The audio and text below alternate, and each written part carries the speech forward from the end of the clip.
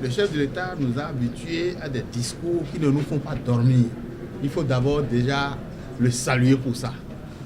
30 minutes de discours, concis, précis, très clair à comprendre et pas du tout ennuyeux. Et vous l'avez vu, lui-même a dit qu'il n'est pas venu enlier des chiffres. Et il a eu l'intelligence de commencer par dire là où il y a des défis encore à relever. Comme vous venez de me dire, à savoir, notre pays a encore des défis à relever à ses frontières, surtout les frontières nord, en matière de lutte contre le terrorisme. Et puis, notre pays a encore des défis à relever en matière de cherté de la vie, qui érodent le pouvoir d'achat de nos populations. Maintenant, après ceci, il a énuméré les différents secteurs dans lesquels nous avons engrangé beaucoup de succès.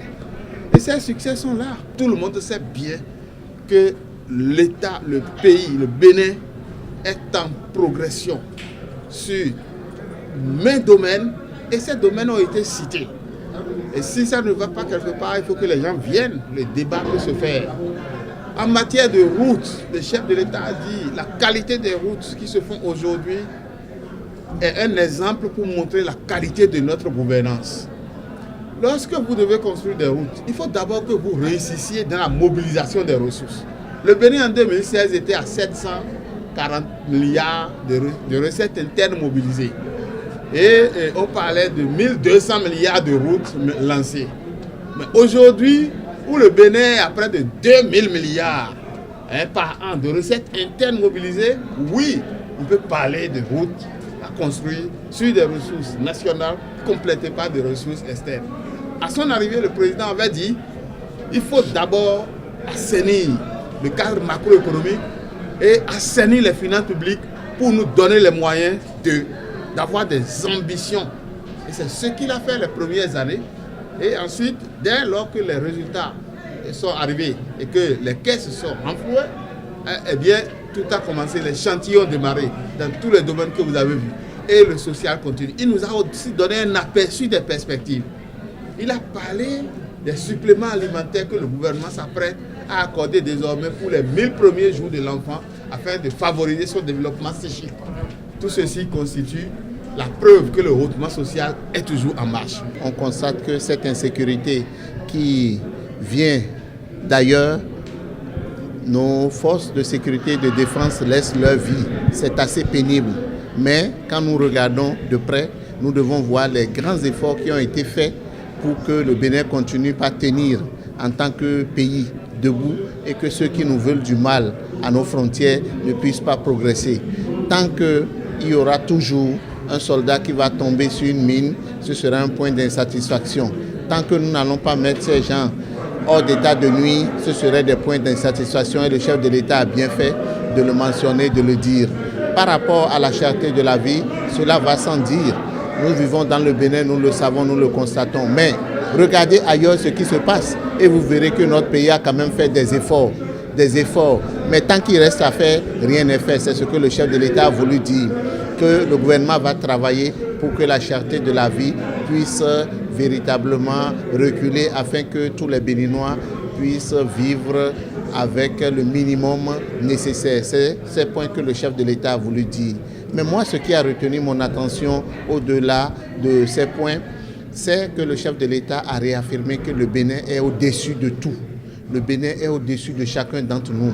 Nous sommes des variables interchangeables, mais ce qui n'est pas changé, c'est notre pays, c'est le Bénin. Et sa lutte pour le progrès doit avancer, quels que soient les prix à payer. Et c'est en réaffirmant cela que nous avons véritablement eu la chair de poule et nous nous sommes dit que véritablement ce qui a commencé depuis 2016 va se poursuivre pour le développement du Bénin. Quel Béninois n'est pas fier de voir les bons que notre pays fait? Quel Béninois n'est pas content en venant ce matin à Porto-Novo de circuler sur une double voie? Quel Béninois n'est pas content quand on montre les images du Bénin? Quel Béninois n'est pas content des progrès qui sont en cours? Pourquoi s'arrêter en si bon chemin? Il faut poursuivre le développement pour que demain nos enfants soient fiers du Bénin qu'on leur aura laissé. Et le chef de l'État nous a donné cette assurance que la dynamique va se poursuivre, la dynamique de construction d'un Bénin, la dynamique d'une gouvernance moderne où le développement, le béninois est mis au cœur de cette dynamique. La formation technique et professionnelle des lycées qui a été annoncé, je suis sûr, a connu un peu de retard à cause de la formation de 700 enseignants qui vont être mis sur le marché et aussi la construction en moderne de standards internationaux de ces lycées. Et il a annoncé à la rentrée 2025-2026 et 6 lycées techniques et 2 écoles normales scientifiques et techniques vont être opérationnels et favoriser la formation de nos frères, de nos jeunes qui seront immédiatement consommables par l'industrialisation dont bénéficie aujourd'hui notre pays. Je sais, tout ce qu'on demande à Dieu, on ne l'a pas tout de suite. Même ses propres projets, on n'arrive pas à les réaliser. Le pas que le Bénin fait aujourd'hui est à saluer. Et je sais, dans les années à venir, le Bénin sera une grande nation. Nous nous invitons au travail et que petitement, le Bénin sera compté parmi les grandes nations. Le chef de l'État vient de donner un discours d'abord qui nous ragayadit. Ça nous ragayadit, nous qui sommes ses lieutenants. Puisque le chef de l'État, d'abord dans un premier temps, a fait l'état des lieux. Et c'est un état des lieux reluisant. Et dans un second temps, il a annoncé les perspectives. Et comme vous le savez bien, ce n'est pas quelqu'un qui dit quelque chose au hasard. Et donc le chef de l'État, à travers ce discours, a fait preuve de ce que désormais c'est le Bénin ou rien. Il a montré à tous les Béninois, aussi bien à l'intérieur du pays comme à l'extérieur du pays, que désormais c'est le Bénin qui est devant nous. Il n'y a plus l'intérêt personnel et égoïste. Et à travers ce discours, le chef d'État a été clair, suffisamment clair. La partie qui m'a beaucoup plus intéressé dans le discours, parce que les réalisations sont là, palpables, et les perspectives, quand il le dit, il le fait. Donc il n'y a pas de doute par rapport à ça. Mais ce qui m'a beaucoup plus intéressé est que tous ceux-là qui pensent que nous sommes en fin de mandat et que sous peu, et tous les efforts du président Patrick Talon vont s'estomper et qu'on va revenir dans l'ancien temps où les élucubrations, les chantages sont de mise, le chef de l'État a sifflé la fin de cette récréation. Aucune compromission ne sera faite en la matière. Aucune. Désormais, c'est le Bénin. Le Bénin ou rien. Et c'est surtout ce pan du discours qui, moi, personnellement, m'a séduit. Ça m'a ragayadi parce que nous sommes ici à l'hémicycle et puis vous savez très bien, il y a l'opposition et la mouvance. Et tout ce qui se dit, tout ce qui se fait et tout ce qu'on voit, parfois on a peur, on se dit mais qu'est-ce que ça va donner? Qu'est-ce que l'avenir va donner? Mais le président est venu rassurer, comme quoi il est inébranlable. Il n'est pas ébranlé, il n'a pas peur, il est prêt à tout. Et nous aussi qui sommes ses lieutenants, nous sommes prêts à tout. J'ai senti 3 étapes. La première étape, celle de nous restituer en toute modestie les succès déjà engrangés. Et Cotonou, une des villes les plus propres de l'Afrique, notre scienture financière qui est de plus en plus sollicitée et qui fait qu'on peut nous prêter de l'argent avec des taux réduits. Beaucoup de records qui ont été battus. En plus de cela, le président a lancé des perspectives. Et c'est ça qui m'a intéressé, notamment pour les femmes enceintes. Désormais, l'État va accompagner, y compris en période de gestation, l'intelligence des Béninois. C'est important de le dire pour que tout ce qui est cognitif chez le Béninois soit pris en charge par l'État, chez la femme enceinte et chez la femme allaitante.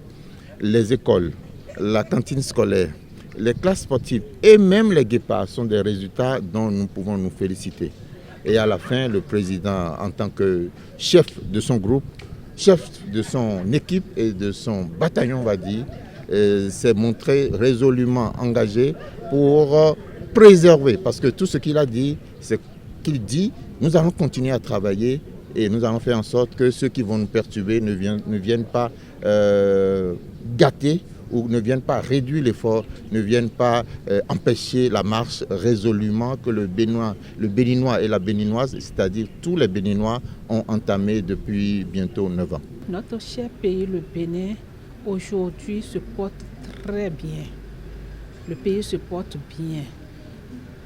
Nous allons regarder dans le rétroviseur et voir avant 2016 comment est-ce que notre pays se comportait, comment est-ce que le Bénin, dans son apparence, comment est-ce que ça était. Et c'est au vu de tout ça là que nous disons aujourd'hui que notre pays, le Bénin, se porte très bien. Je vais expliquer un tant soit peu ce que je suis en train de dire. Prenons le cas de l'enseignement en général. Tout a été mis dans l'ordre. Il y a de l'ordre maintenant dans l'enseignement. Passant par la cantine scolaire, passant par les enseignants eux-mêmes, les grèves par le passé, des années blanches, nous avons observé ça dans notre pays. Tout ça a été conjugué au passé. Prenons le domaine des infrastructures routières. Le Bénin a des routes maintenant de qualité. Ça, il faut l'avouer, il faut avoir le courage de le dire. La qualité du goudron qui se fait aujourd'hui, ce n'était pas cette qualité de goudron que nous observons par le passé. En tout cas, si je peux me mettre à citer, c'est à ne pas finir. Je suis fière aujourd'hui d'être béninoise. Je suis fière d'avoir comme président de la République son Excellence Patrice Talon, qui a vraiment changé l'image de notre pays. Il a changé. Le Bénin est devenu un pays phare, tant dans notre sous-région qu'à l'international. Nous sommes fiers d'avoir le président Patrice Talon comme président de la République du Bénin. À mon avis, ça lui ressemble. Ça lui ressemble, d'autant que la marque, la caractéristique de ce régime, c'est de penser que leur satisfaction personnelle et la satisfaction de ceux qui sont dans leur environnement immédiat est la satisfaction de tous. Si le président n'observe pas que nous avons beaucoup de recul au niveau du taux d'achèvement scolaire, c'est qu'il ne fait pas attention. Il ne fait pas attention à la gestion du régime. Et il se satisfait de quelques immeubles, de quelques routes, enfin le bling-bling. Le bling-bling. Mais c'est déjà bien qu'il reconnaisse que la vie est chère. C'est déjà bien qu'il reconnaisse que nous avons faim, que nous ne mangeons pas à notre faim. Mais ce que l'on doit regretter, c'est qu'ils nous disent que nous sommes venus de si loin qu'on n'a pas le droit de continuer à dire que nous avons faim parce qu'on ne peut pas régler notre problème. En fait, c'est ce que j'ai noté dans le discours du président et je suis profondément désolé, attristé par cela. Heureusement, il n'a pas voulu parler de chiffres. Dès le départ, il nous a annoncé « Je ne suis pas venu pour vous parler de chiffres ». Parce que justement, quand il s'est essayé à dire des chiffres, comme l'année dernière, il nous a embrouillés. Je vous donne deux petites illustrations. Je ne sais pas où se trouvent 440 milliards dans le budget pour réaliser les lycées, écoles, etc. Deuxièmement, il nous a confirmé la construction de 30 lycées. Or, pendant les travaux budgétaires, le ministre des Finances nous a dit les 30 lycées, vous ne les aurez plus. Nous allons convertir ça. Vous aurez 15 lycées et vous aurez après des centres de formation. Bon, qui croit? Je ne dis pas qu'il y a quelqu'un qui ment, mais il y a matériellement, évidemment, des chiffres qui ne sont pas exacts. Et donc,